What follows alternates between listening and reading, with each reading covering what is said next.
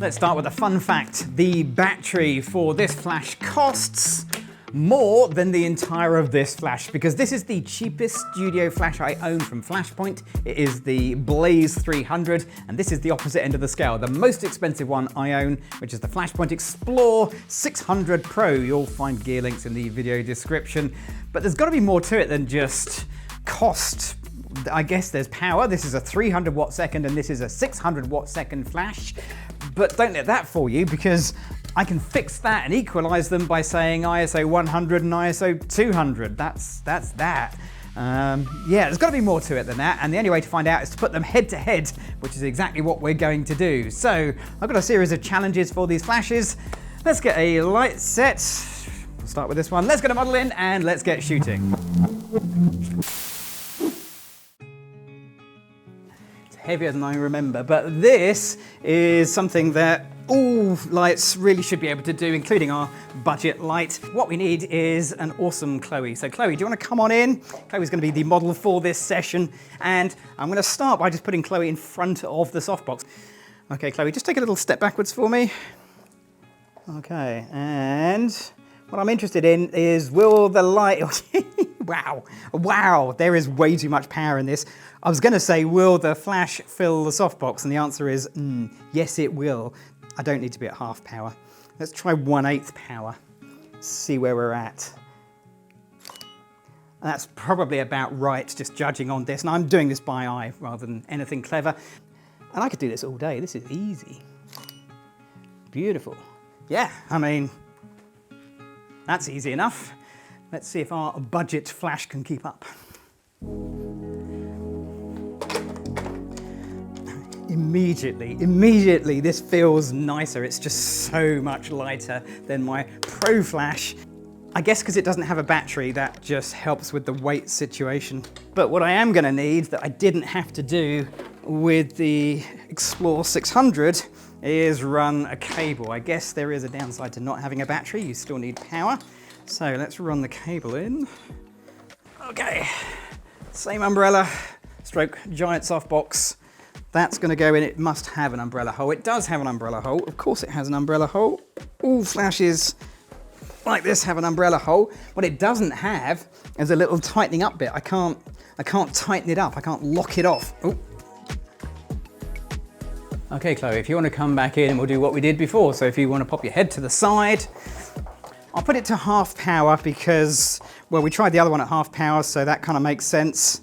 Half power it is. At half power, the 600 was way too bright.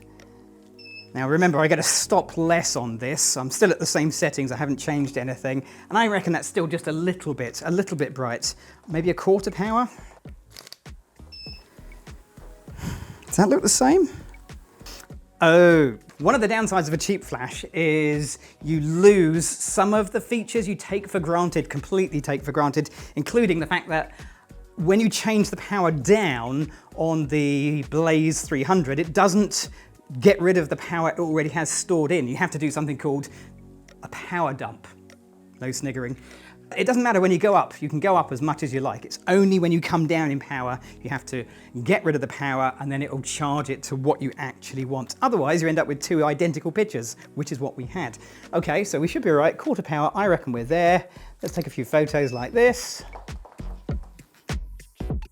And this is doing well. This is keeping up with me just fine. We're not having any problems with it overheating. There's no loud fans kicking in.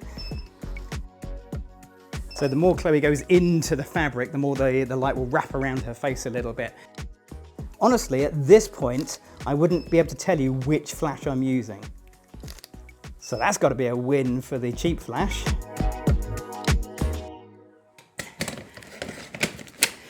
Second challenge is going to be a bit different. I'm going to go with a beauty light setup, and I'm going to start with the Flashpoint Explore 600 Pro, which is, I mean, really quite weighty. So as a beauty light setup, this one is actually possibly at a more disadvantage for the 600 compared to the Blaze 300.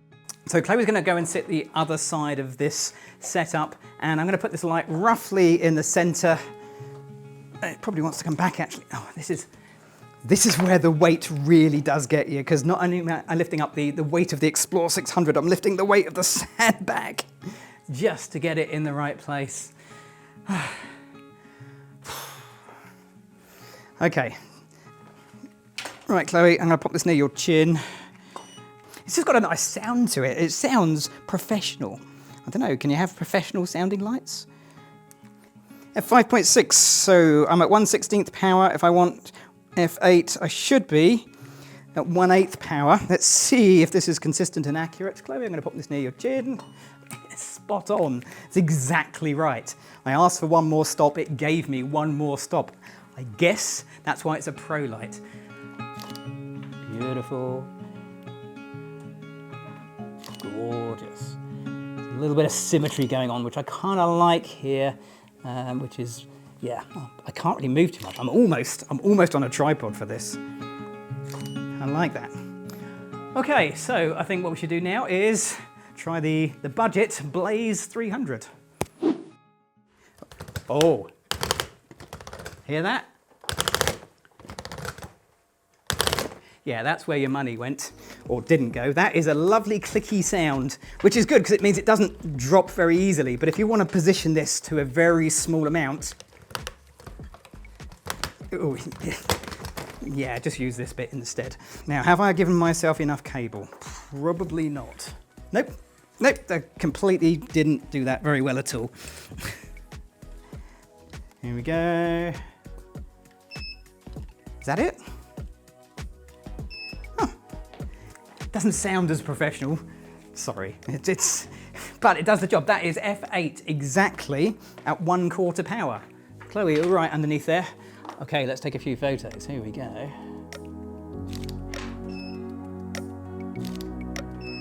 Okay. And with this kind of lighting setup, you don't really change the power. Once it's set, it's a set and forget kind of thing. So, yeah, I mean, this is actually way better than I thought. So for the third and final look, I think the challenge is going to be the toughest for our little cheap Blaze 300 to compete with, because I want to do a shallow depth of field. And that obviously requires a few things. The first thing is you need texture, because a blurry white wall is a blurry white wall, but a blurry textured background is a blurry textured background, and I'll leave gear links in the video description down below. So I've dialed in a few, I've changed something. This is really important. I've changed the lens. I've gone with an 85mm f1.8 lens. That's where I'm going to get the shallow depth of field from. And to make sure that none of the room lights affect this picture, I'm using high-speed sync, and I've got my camera set to 4,000th of a second, f1.8, ISO 100. No flash, no picture. We know the drill. I'm going to use TTL. I'm just going to TTL this. I've got this on TTL +1 just to give me a little bit of brightness. Yeah, that's it. I mean, it works. I'm never cease to be amazed by technology. It's so good, so good. Right, shallow depth of field, really nice. Here we go. So we'll just knock out a few pictures like this. I can just take a few photos. Right, okay, let's swap this out for our budget Blaze flash. So how do you use high-speed sync when your flash doesn't support high-speed sync? It's a manual flash. So I should explain why I even need to do this, because the room lights are so bright that at f1.8, they're going to become part of the picture. So I'm never going to get that no flash, no picture thing. I could turn the room lights off. That would be quite successful. There's so many cables on the floor, it's a disaster waiting to happen. So I'm not going to be switching the room lights off. I'm going to try and do it with an ND filter. So I think I want to be about 5 stops. My usual is a 5-stop ND if I'm doing this sort of thing.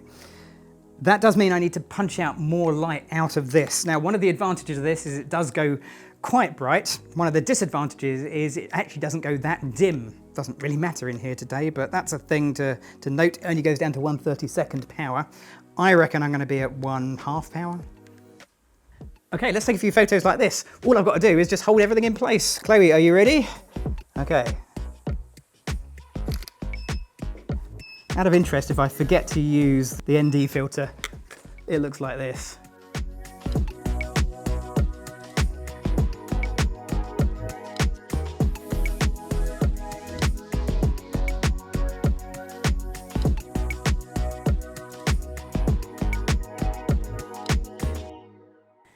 If you've made it this far into the video, hoping that I'll declare a winner on this little challenge, then you're out of luck. I'm not doing that because they're both really good at what they do. But if you have made it this far, give it a thumbs up this video. Click on the subscribe button, that really helps.